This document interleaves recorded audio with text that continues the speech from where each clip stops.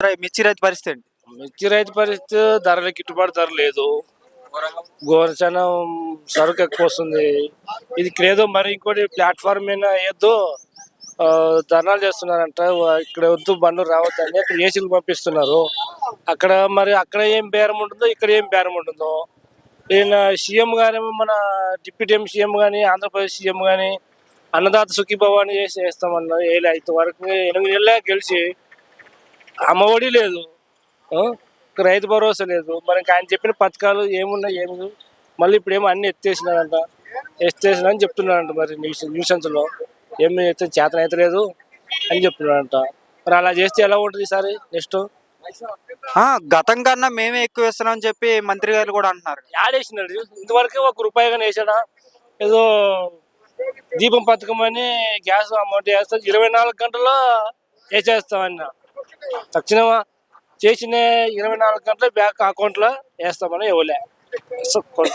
అదే ఒకరికి వచ్చి ఒకరికి రాకోకుండా ఉంది. మరి అలా చేస్తే బాగుంటుందా సీఎం గారు? గతంలో జగన్మోహన్ రెడ్డి గారి హయాంలో రైతుల పరిస్థితి ఏంటి?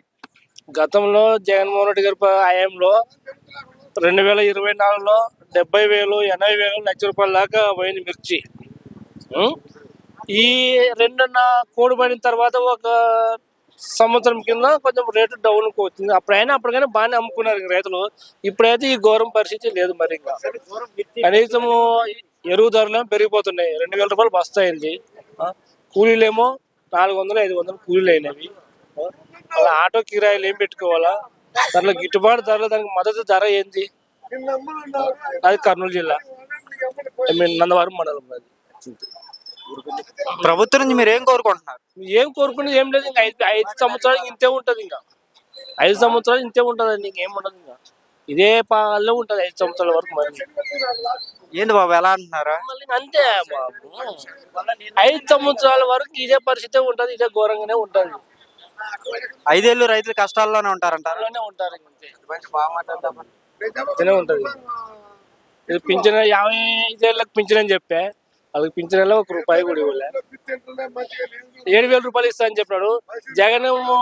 3,000, ఈ 4,000, 7,000 కలిపి ఇచ్చేసాడు. అంతే కదా. ఆయన చేసిన మేము ఎక్కువ ఇయ్యలే కదా.